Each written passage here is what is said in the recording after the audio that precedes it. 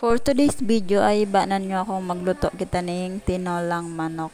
Siyempre prepare ko na sa mga gagamitin ko. Tapos pinainit ko na su kasirola.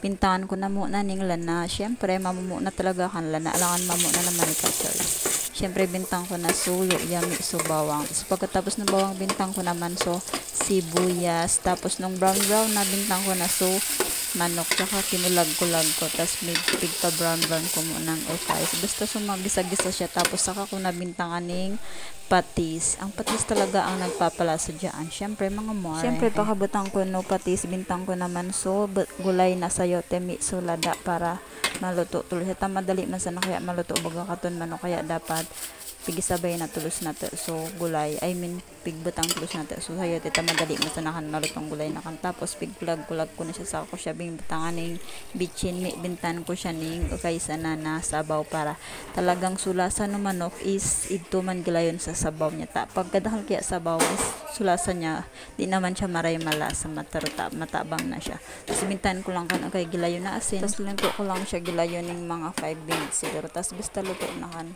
dawa takpan ko na lang kan luto na kan gulkin ang talabi niyang naggulo siya ning maray. Tapos pagkatapos ni kan nagiba naman akong sausawan. Syempre di na alikan sausawan kapag nagluto ako ning tinola. Ang sausawan naming patis na may sili at saka may kalamansi. Dahil marami nga ang kalamansi is dinami-damihan ko ng konti para medyo maasim-asim at maalat-alat ang ating sausawan. Di kompleto kumain ng tinola kapag walang sausawan, lalo na kapag nilaga ang aming ulam. So yun lang for today's video. Maraming salamat at naubos ko na naman ang inyong mahigit na 10 minutong oras. So thank you for watching. Bye bye. Ingat. And see you on my next vlog.